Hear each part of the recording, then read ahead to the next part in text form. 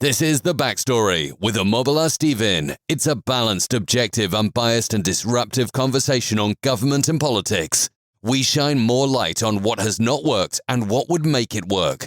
And now, to the finest personable and engaging host extraordinaire, Omobola Stephen. Tune in. Want to grow your business and take it to the next level? Well, here we all are, and we're going to show you how through hard work, perseverance, and a little help and know-how, you can take things to the next level and push the success of your business even further. Let's get going.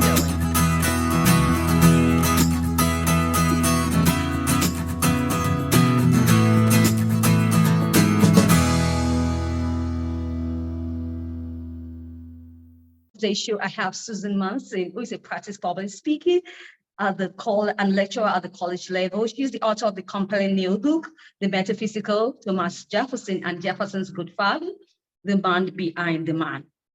It gives me great pleasure to have you once again, Suzanne, on the show. Yes, thank you. Good to be here.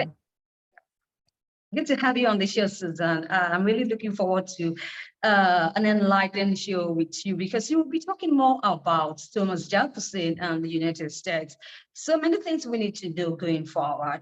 Now, Suzanne, I want to ask you this question. What inspired you to author the books on Thomas Jefferson, some noteworthy events and experiences you think that my audience need to know? Well, I grew up in Virginia. And Thomas Jefferson, of course, was a founding father from Virginia. We had several very important founding fathers from Virginia. The men that he mentored, Madison and Monroe and others who helped form this great democratic republic that they gave us.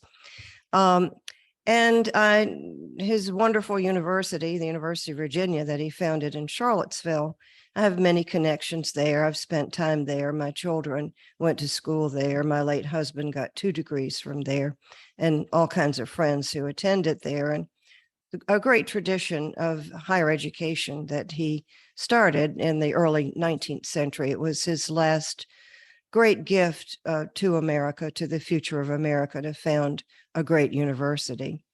But beyond that, I was always interested in his eloquent writing style, his noble ideas that were not necessarily all his own original ideas. They were, he was a voracious reader, and he got a lot of his excellent ideas from the Enlightenment philosophers of the time, John Locke in particular.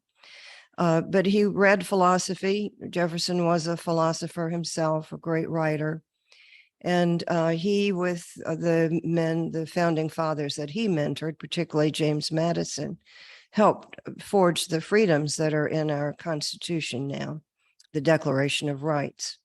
And he was a great proponent of freedom. First, freedom from rule by the English, and then great concern about how we were going to rule ourselves in this vast country of many different types of people from many backgrounds. How were we going to pull all this together in a new government once our government structure had collapsed from rule by England? It was a great quandary that we were in at the time. Were we going to have a new king, a dictator? Were we going to have George Washington as our new king? So there were very, very serious debates going on at the time. A lot of people feared mob rule if we had democracy. But Jefferson was a great proponent of freedom for the individual to vote, to speak, to think, to have freedom of religion. All right. Now, if you could talk with Thomas Jefferson today, what do you think he will say about Americans' government, foreign policy, the media, religion, race, and all the goods we eat? Well, he would be a critic, I think. He would look for the good things that can happen, but he would also be critical of what he would consider self-interest, that we elect individuals to public office who are more interested in serving the public than in self-interest. He's very concerned, would be very concerned about that. And of course, that has been a concern since day one by all governments. We all hope that we have a government that's by the people, for the people, and of the people. And so he would want us to have ethical public servants who are public servants in the real sense of serving the public rather than themselves or rich corporate interests that don't necessarily have the welfare of the average person in mind. Now talking about ethical conduct. Now, we understand that ethical behavior is very important, and public servants, they face many different situations in this regard. Now, the question I'd like to ask you is, do you think that there should be more ethical conduct and a stronger sense of public service in the Congress? Oh, yes, I'm not alone in that. I think there's a universal feeling that we need more ethical conduct in Washington. There are public servants there. I know some from Virginia who are genuine public servants and who do conduct themselves ethically. But we have to constantly be on guard for those who are basically feathering their own nests and don't have the interests of the common man first and foremost in their actions. But the book that I am getting ready to publish, which is called A Deficit of Statesmen, and that is a comment made by James Madison that one of the greatest problems of young America was a deficit of adequate statesmen, in his words. And so my new book, A Deficit of Statesmen, is about America's first school that taught ethical leadership. And it's a story that's been forgotten in the 21st century. The school was very, very well known in its day and revered. It was at the College of William and Mary in Williamsburg, Virginia. And it was America's first law school. Thomas Jefferson was instrumental in appointing his old law teacher, his great mentor, George Wythe, as America's first professor of law at the College of William and Mary. And Wythe could have been content just to teach law. That's all the boys wanted to learn, just learn a profession, get out and make money. But he had a captive audience, and he wanted them, secondly, to be well-rounded, educated people. So he gave them the equivalent of the greatest university education available at the time, a broad-based education of philosophy, government, the sciences. And then beyond that, he told them that they were a special group of people and that he wanted them to go out and lead the country ethically, not just become leaders of the new nation, but ethical leaders in government and also in the court system. He wanted ethical judges in the court system. And he produced about 200 of America's early leaders who were instrumental in getting the country off to the right start. All right. Thank you once again, Susan Monson, for that beautiful insight. I'd like us to talk about public servant leadership, America's first leadership crisis, which happened in 1776. What is the implications for today? Well, in 1776, July 4th, 1776, that was the day that we issued our divorce papers to England and severed our ties with the mother country. And all of the only government that our ancestors had known for centuries and centuries and centuries was government by nobility and to some extent by the church. And all that disappeared on July 4th, 1776. So the country faced a crisis of leadership and also direction.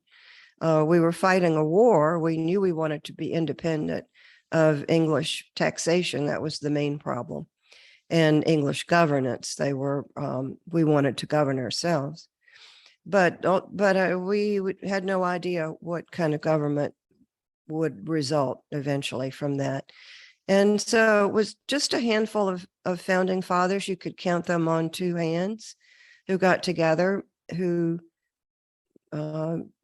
presented through the Constitutional Convention later after the war was won, presented to this country a constitution under which we could be united. And not just the rules of governing, but the Constitution, in order to be passed, had to contain a Bill of Rights.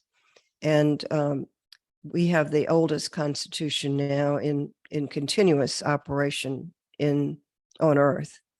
And it has been copied by governments throughout the globe over the centuries. It's been a model. It's not perfect, but it's certainly better than what we had before.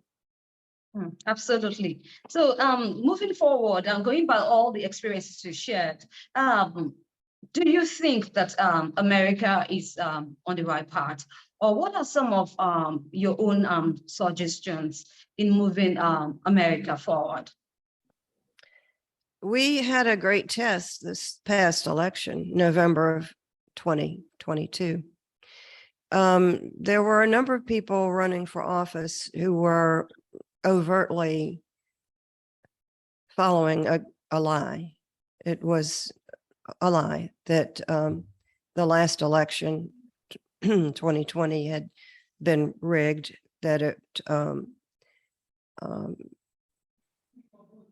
was an unfair election. And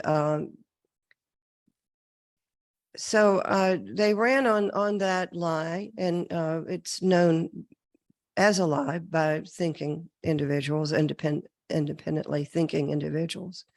And most of those candidates were defeated.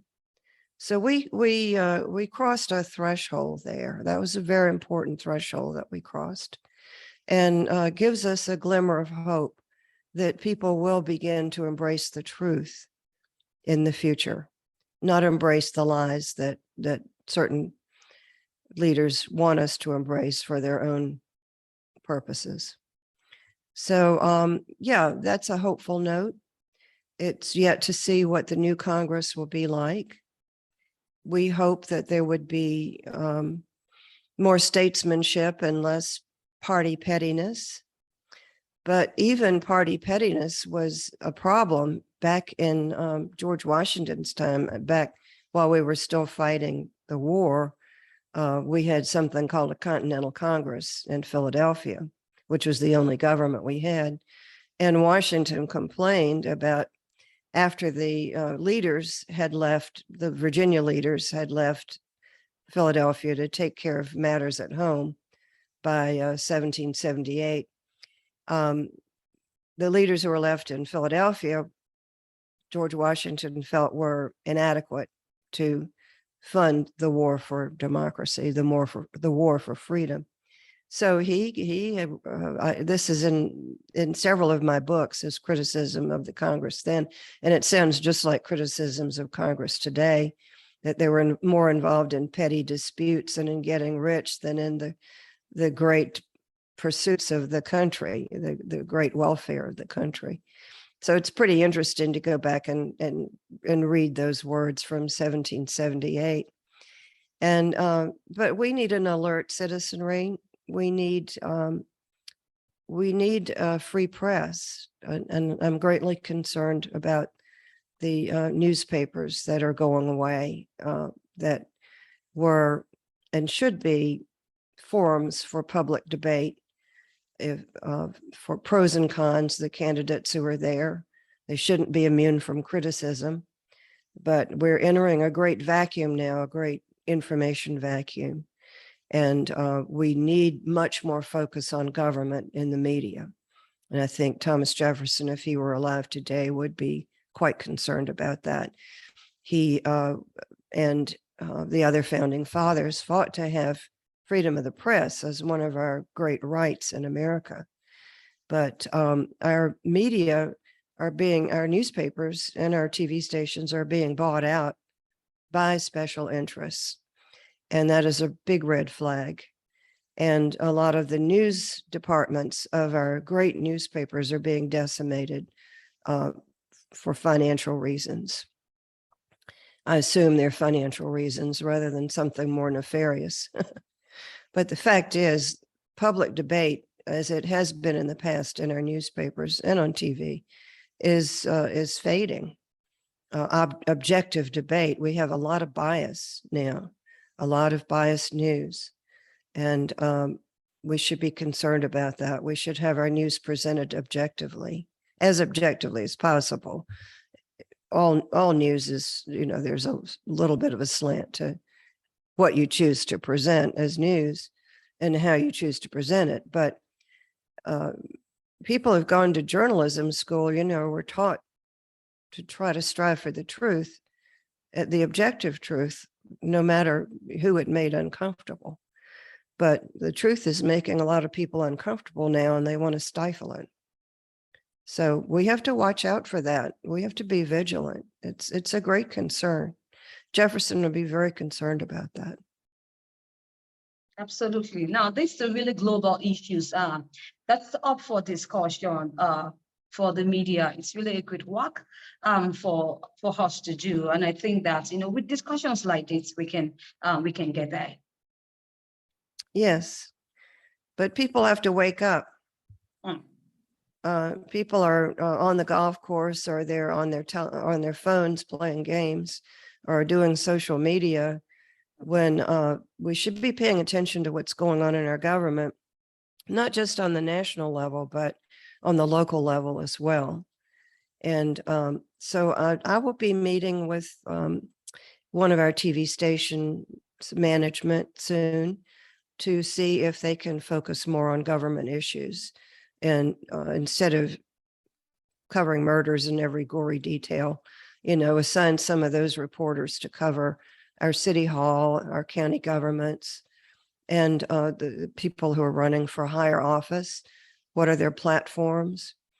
This last election, at least in Virginia, was covered very poorly at the state level. The platforms of the candidates were not discussed as fully as they should have been. And I see that as a great challenge for us. Right. Thank you once again, Susan Monson, for your time on the show. Susan, you have any projects you'd like to share with my audience? Just to be alert, Thomas Jefferson would ask for critical thinking. I think he would say that's the most important thing that we can do now, is to be critical thinkers and not be swayed by biased media. Try to look for the truth, even if it makes some people uncomfortable. And dig around, try to be informed voters, and show up earlier, before November. There are primaries in June that are very important. And before that, there are meetings of Democratic and Republican parties that more people should be attending. It's, as Woody Allen said, 80% of life is just showing up. And if we don't show up at our local party meetings and our state party meetings, we're going to end up with some pretty bad candidates, because only a handful of people will be selecting them. And we need much more public involvement than we have had recently. And Thomas Jefferson would say, lastly, that democracy is not a spectator sport. Awesome. Thank you for that lines, Suzanne. Suzanne, I would like you to share any projects you have in the pipeline with my audience. I beg your pardon. Well, I hope to publish next year the new book, which is called A Deficit of Statesmen, and America's First Leadership School. And I hope that will be up on Amazon this time next year. But meanwhile, do read my other two books, which contain a lot of that same information. One is called Jefferson's Godfather. That's the biography of his great teacher, George Wythe. And the other is The Metaphysical Thomas Jefferson. And that is about what Jefferson might say today about our institutions if you could ask him his current views. Awesome. We'll be on the lookout, Susan. You'd like to share with your distribution platforms, your website to my audience? Yes. The website is SuzanneMunson-author.com. I'm also on LinkedIn, Suzanne Munson. And then if you Google my name on Amazon, my 2 published books will come up. Absolutely. Thank you once again, Susan. I wish you the best of luck in all the projects you have had. Thank you. I enjoyed talking with you. All right. I enjoy talking with you also, Suzanne. Now, if you like to catch up any missed episodes of the Backstory with Omobola Stephen, I've been talking with Susan Munson, who is an expert on the topic of government and politics. We really had a great time on the show. If you like to be a guest, you can catch up with me by sending a mail to my mailbox, omobolastephen.outlook.com, providing disruptive mindship conversations to the audience of the Backstory with Omobola Stephen. Come on, I'll be looking forward to your mail. And if you like to catch up any missed episodes, once again, you can bump onto them online by searching for the Backstory with Omobola Stephen on any cross promotion platforms or any distribution platforms you bump into, and do have an amazing time. Till I come your way, I need to tell you to be good and stay safe. With all my love, I talk to you soon. Bye for now.